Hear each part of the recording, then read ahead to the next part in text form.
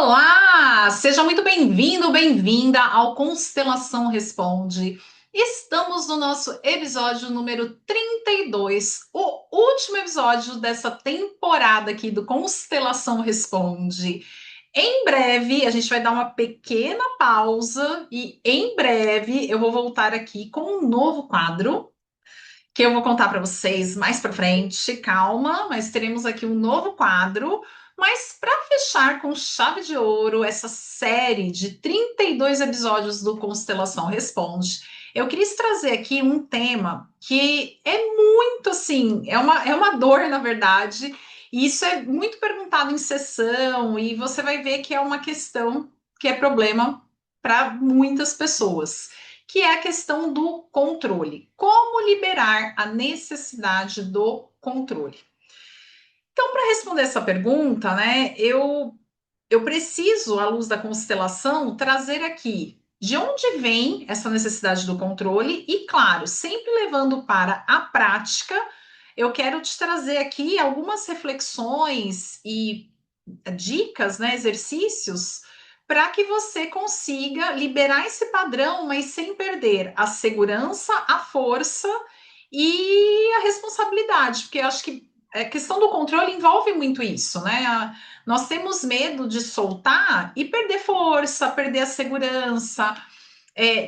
Às vezes vem uma sensação, né, que estamos sendo irresponsáveis.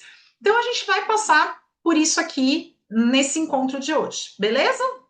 Então vamos lá, ó. Tô aqui com a minha colinha para não perder nada, que é sempre importante, tá?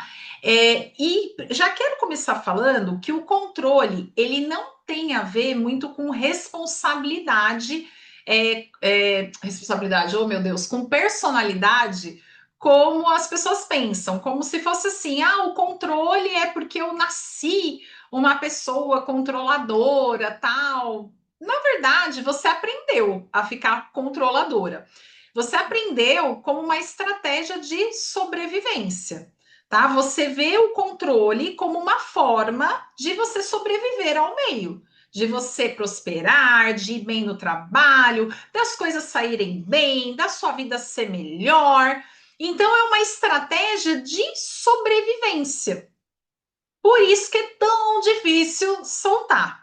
E ninguém controla porque quer, controla porque um dia precisou controlar. Por isso que você aprende. Um dia você precisou controlar, teve ali o resultado que foi bom, e aí você permanece, fica nessa de ficar controlando.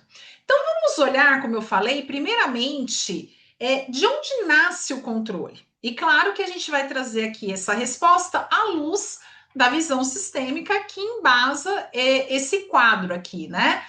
É, esse controle ele pode ter nascido de uma experiência precoce. Então, uma experiência do que? De insegurança. Em algum momento, ali na sua infância, você se sentiu insegura por alguma situação e nasce essa necessidade de controle. Então, isso pode vir de uma instabilidade emocional, de um ambiente que era muito imprevisível. Às vezes, a criança ela é criada numa família que é muito instável, e eu tô falando instável emocionalmente falando. Sabe aquele lar que não fica 3 dias sem ter uma briga? Que não é a paz, não é um estado normal de espírito, é aquela casa assim, que tá tudo bem, dois. No terceiro dia tem uma briga, tem uma confusão. Aí é panela voando, é não sei o que tal. Às vezes você foi criada num lar assim. Então, a estabilidade emocional não era algo contínuo. Você tinha que sempre ali, né? Tá, aí vinha aquele medo, aquela insegurança. Meu Deus, esse aqui é um local inseguro. E aí, para tentar sobreviver a esse local inseguro, pô, vou controlar. Aí você vai tentando controlar as coisas. Vou fazer isso aqui para minha mãe, porque aí ela fica mais calma. Pô, vou agradar meu pai ali, porque aí ele não vai brigar, tal. Então, o que que acontece aí, né? Quando você é um adulto sobrecarregado também, quando a gente vai para a fase mais adulta, a pessoa tá sobrecarregada, tá frágil, é, ou é uma pessoa assim que sente uma ausência assim de apoio, aí ela vai tentando controlar, porque se eu não controlar, algo ruim vai acontecer.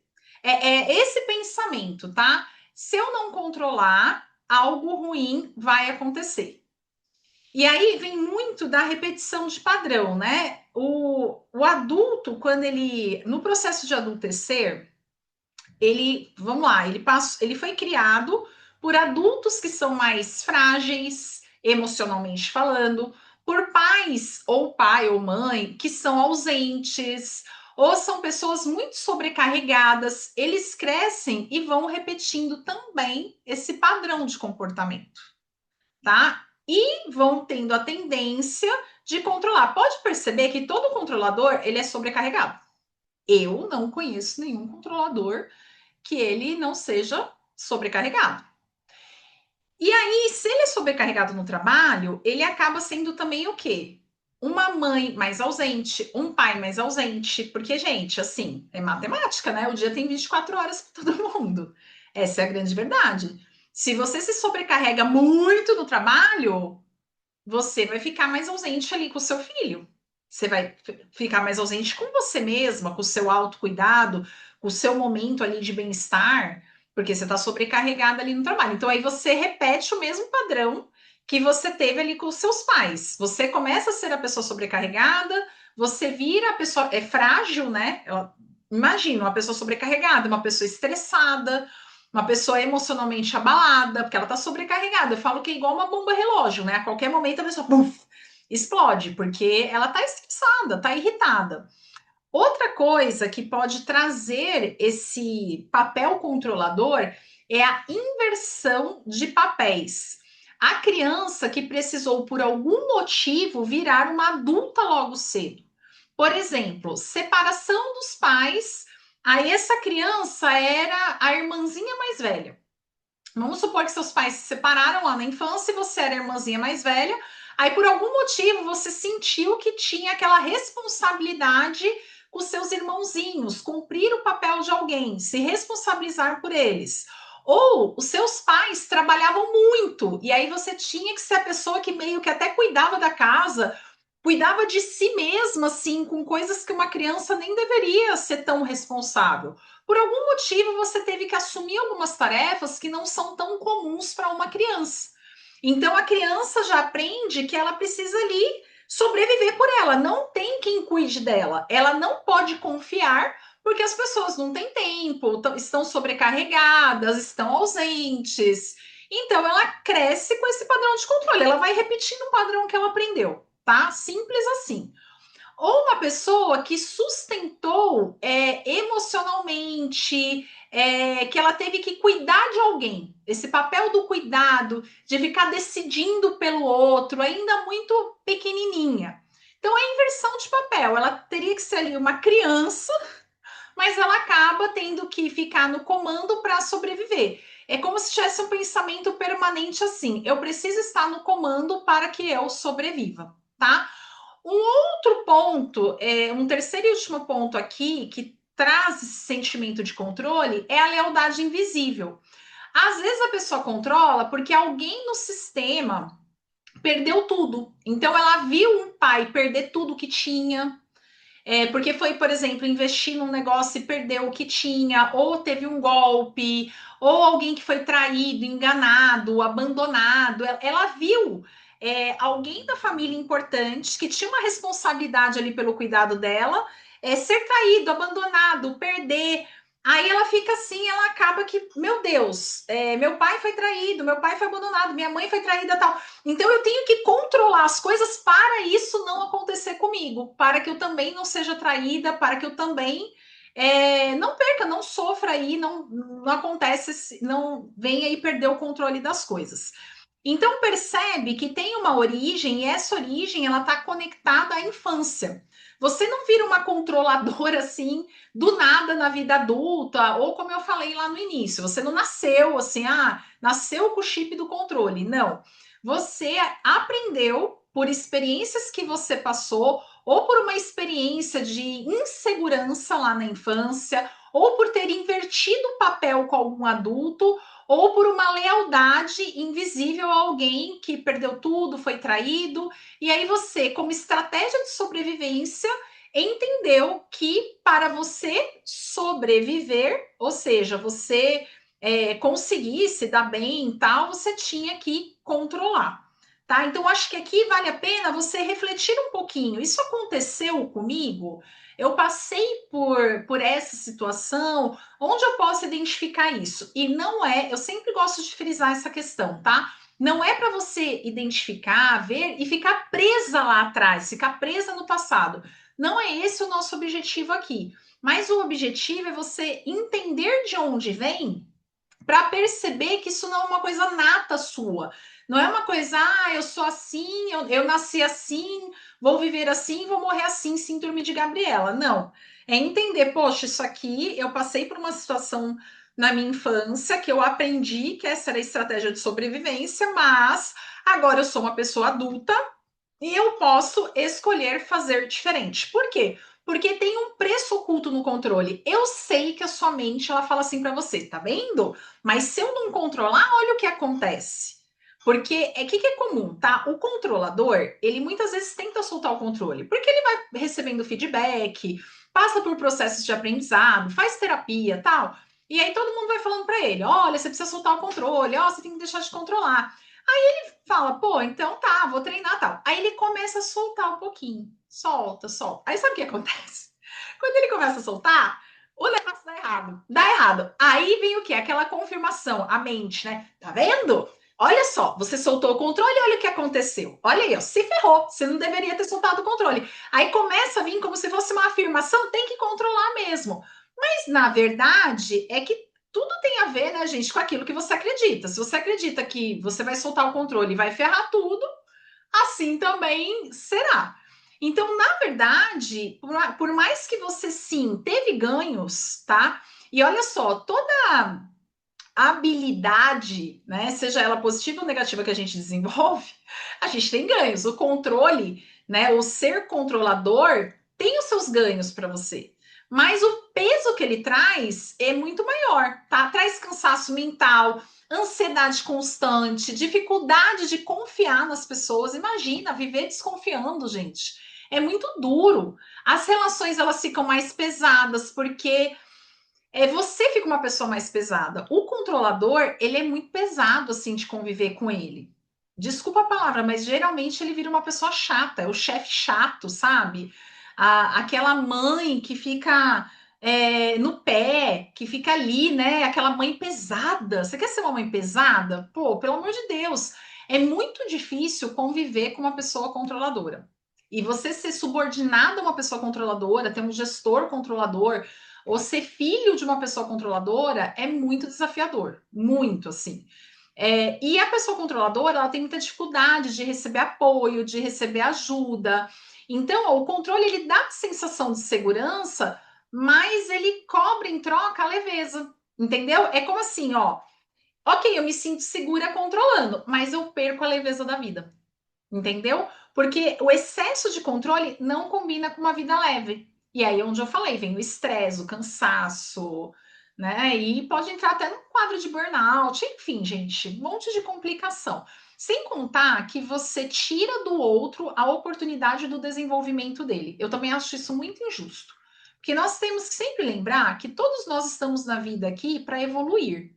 Então, se você controla tudo, você não dá o direito ao outro que faz parte do seu meio, seja de trabalho, da sua família, tal, você tira do outro o direito da evolução. E isso é muito chato, sabe? Isso não é legal, tá? Então, olha só, o que não é soltar o controle, isso também é importante a gente frisar aqui, tá? Soltar o controle não é ser irresponsável, é deixar virar bagunça, né? Depender do outro, ficar transformar-se numa pessoa totalmente dependente do outro ou perder a direção. Isso não é soltar o controle, tá? Soltar o controle é assumir o seu lugar. É o seu lugar ali no sistema e devolver para o outro aquilo que não é seu. Porque, ó, o que é o nosso lugar? O nosso lugar eu sempre tenho que estar questionando. Dentro aqui desse grupo, dentro dessa empresa, qual que é o meu lugar? Qual que é o meu papel? Aí, quando eu estou absorvendo coisas que não cabem a mim, opa, estou controlando. né? Então eu preciso assumir o que é meu, a minha responsabilidade e deixar com o outro aquilo que é dele. Bora falar um pouquinho de alguns caminhos práticos para liberar esse controle. Primeiro ponto, ó, reconhecer a função do controle. Então, tudo que a gente conversou aqui, né? Então, olhe assim e reconheça. Não, a gente, na constelação, nós falamos que nada pode ser excluído. Então, não adianta você querer falar assim, ah, não sou controlador. Não, olha, analisa, pô, sou. Então, reconhece, eu tenho um controle, né? E esse controle, até aqui, ele me ajudou a sobreviver. É como se eu tivesse assim, ó, eu honro ter sido controladora, antes de você soltar, honra aí você ter sido controladora, dá um lugar para isso, sabe? Depois você começa a fazer um exercício que é uma reflexão, tá? É você refletir. Você diferenciar responsabilidade de invasão, né? Então, começa a pensar assim, ó, isso é minha responsabilidade? Começa a se perguntar, isso aqui é minha responsabilidade ou eu estou ocupando um lugar que não é meu? Tá? Será que isso aqui é minha responsabilidade ou estou ocupando aqui um espaço que não é meu? Outro ponto é devolução, né? Eu chamo aqui de devolução sistêmica, que ela é muito simples de fazer, mas ó, extremamente potente. Comece assim no seu exercício, no seu devocional, ou tira um tempo para fazer o seguinte exercício. Com amor eu devolvo o que não é meu. Mentalmente, assim, visualiza a situação. Se é uma situação com um colega de trabalho, visualiza o colega de trabalho na sua frente e fala: ó, eu devolvo aquilo que não é meu, cada um com o seu destino, eu fico com a minha vida. Sabe? Você às vezes pode estar numa reunião de trabalho e aí tá lá eu ia falar, o pau quebrando, né? E você dá aquela vontade de você assumir o controle de alguma coisa tal. Aí você dá aquela respirada assim, né? E começa a falar com você, começa a conversar com a sua mente. Tá tudo bem, né? O pessoal aí tá quebrando tudo, mas eu tô no meu centro, né? O que é meu papel eu vou fazer, o que não é meu papel eu não vou pegar. Começa a conversar. Eu faço muito isso, tá? Quando eu tô em ambientes assim, mais de conflito, eu tento voltar eu para o meu centro, dar uma respirada assim, e sem ninguém perceber, ó. Se eu parar aqui e respirar, é que aqui eu tô dando uma aula, mas se eu estiver ali numa reunião com outras pessoas falando, eu começo a respirar, presto atenção na minha respiração, assim, aí eu começo a conversar comigo, Flávia, calma, serena, né? Não deixa o que é do outro pegar você, isso aqui não é seu, sabe? Vai conversando com você, tá tudo bem, para você o que, que você precisa pegar, assumir? Qual controle você precisa assumir? Da sua vida, entendeu? Esse controle você não pode deixar o outro pegar. Esse controle você tem que assumir. Agora, não assumir o controle de tudo que existe, tá? E exercitar a confiança como prática. Você praticar a confiança. Confiança não é sentir segurança, tá? É agir mesmo sem o controle total. Você confiar. Eu sempre gosto de uma máxima que tem o que é meu, tem o que é do outro e tem o que é de Deus. Eu gosto muito desse conceito, né? Então, para mim, confiança é isso. Eu vou cuidar do que é meu. Agora, o que é do outro e o que é de Deus, eu preciso entregar. Eu preciso confiar. Então, você sempre se perguntar, hoje, qual pequena coisa eu não posso controlar? Nessa situação aqui, o que, que eu não posso controlar? Tá? E vai exercitando essa prática, né? Vai olhando para isso. E aí é um exercício, porque ó, depois que eu me conscientizo de onde vem o controle, eu compreendo que eu tive ganhos com ele até aqui, mas as perdas são maiores.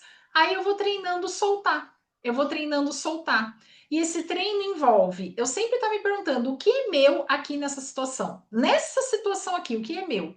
E o que não é meu, eu não vou pegar. Faz sentido isso?